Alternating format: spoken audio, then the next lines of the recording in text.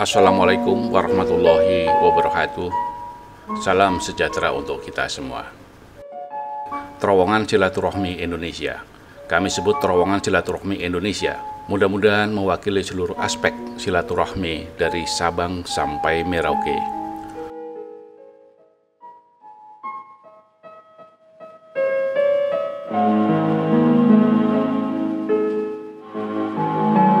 Ada usulan untuk dibuat terowongan dari Masjid Istiqlal ke Katedral. Tadi sudah saya setujui sekalian sehingga ini menjadi sebuah terowongan silaturahmi. Untuk membangun terowongan silaturahim yang menghubungkan Masjid Istiqlal dengan katedral. Tentu Bapak Presiden bukan hanya membuat lubang penghubung bawah tanah, tetapi bagaimana terowongan silaturahim ini bisa menjadi salah satu ikon tersendiri di ibu kota. Terowongan silaturahmi Istiqlal dan Katedral dengan panjang 33,8 meter, tinggi 3 meter, lebar 4,5 meter, dengan total luas 339,9 meter. Terowongan dihiasi dengan galeri diorama yang menceritakan hubungan toleransi antara umat beragama di Indonesia. Diorama ini akan tampil dalam bentuk relief maupun media elektronik, di mana konten digitalnya dapat disesuaikan dengan tema yang ingin diangkat. Tak ketinggalan, pada masing-masing pintu masuk, pentingnya silaturahmi baik dari sisi agama Islam maupun Katolik.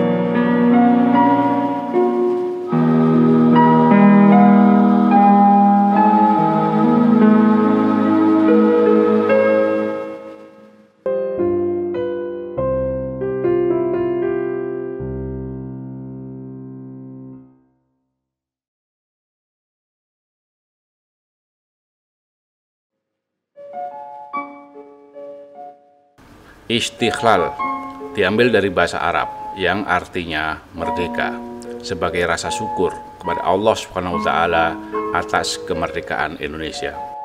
Dimulai pada tahun 1950, Kiai Haji Wahid Hasyim yang waktu itu menjabat sebagai Menteri Agama Republik Indonesia dan Haji Anwar Cokro Aminoto dari Partai Sarekat Islam mengadakan pertemuan dengan sejumlah tokoh Islam di Decapak, sebuah gedung pertemuan di Jalan Merdeka Utara, tidak jauh dari Istana Merdeka. Saat ide itu disampaikan kepada Presiden Republik Indonesia Soekarno, seketika itu juga usulan disetujui. Dimulailah sayembara rancang bangun dengan hadiah uang negara sebesar 25.000 dan emas yang selanjutnya ditimbang sebesar 76 gram. Emas 76 gram adalah seluruh yang dimiliki istri Presiden Soekarno, Fatmawati, yang ditambahkan sebagai hadiah. Rancang bangun dimenangkan oleh nama samaran Ketuhanan, yang selanjutnya diketahui arsitek Frederick Silaban, seorang Nasrani dari Tanah Batak. Insinyur Soekarno aktif mengkoreksi rancang bangun tersebut sehingga menjelma menjadi Masjid Istiqlal, sebagaimana yang kita ketahui saat ini. Insinyur Soekarno mengusulkan lokasi pembangunan Masjid Istiqlal di Taman Wilhelmina, sebuah taman sekaligus bekas benteng Belanda. Selain itu, Soekarno juga menghendaki Masjid Negara Indonesia berdampingan dengan Gereja Katedral Jakarta untuk melambangkan semangat persaudaraan, persatuan, dan toleransi beragama sesuai dengan Pancasila. Masjid selesai dibangun 1978 dan diresmikan Presiden Republik Indonesia yang kedua, Soeharto.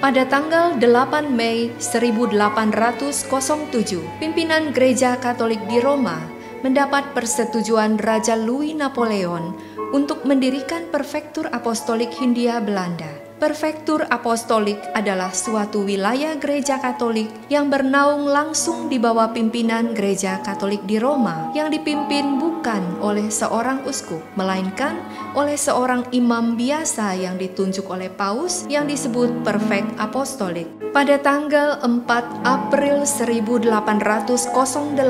dua orang imam dari negeri Belanda tiba di Jakarta, yaitu Pastor Jacobus Nelissen PR dan Pastor Lambertus Prinsen PR. Yang diangkat menjadi Prefek Apostolik pertama adalah Pastor J. Nelissen PR. Gereja Katedral Jakarta dengan nama resmi Santa Maria Pelindung diangkat ke surga diresmikan pada tahun 1901 dan dibangun dengan arsitektur neogotik dari Eropa, yakni arsitektur yang sangat lazim digunakan untuk membangun gedung gereja beberapa abad yang lalu.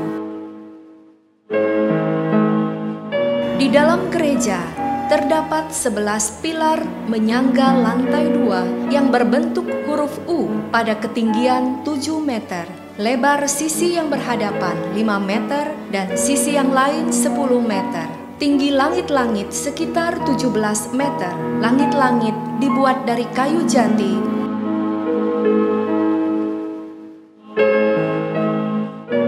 Bentuk langit-langit disesuaikan dengan bentuk gotik bangunan.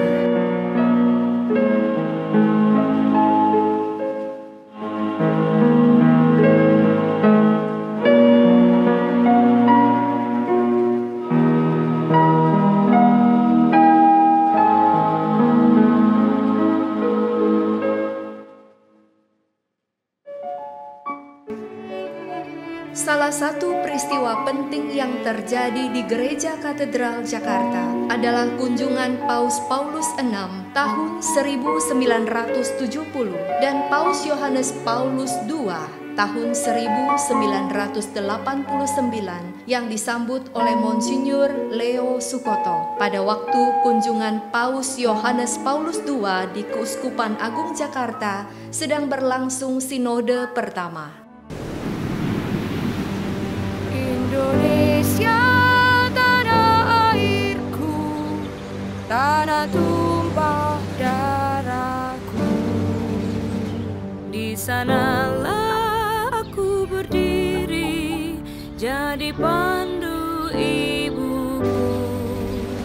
Indonesia, kebangsaanku, bangsa dan tanah airku. Marilah kita berseru, Indonesia bersatu. Hiduplah tanahku, hiduplah negeriku, bangsaku, rakyatku semuanya. Bangunlah jiwanya, bangunlah badannya untuk Indonesia Raya. Indonesia Raya, merdeka, merdeka, tanahku, negeriku yang ku cinta. Indonesia Raya, merdeka, merdeka, hiduplah Indonesia Raya. Jadi kita memang boleh beda dalam keyakinan, tapi kita harusnya sama dalam kemanusiaan. Semoga bermanfaat. Salam sejahtera untuk kita semua. Wassalamualaikum warahmatullahi wabarakatuh.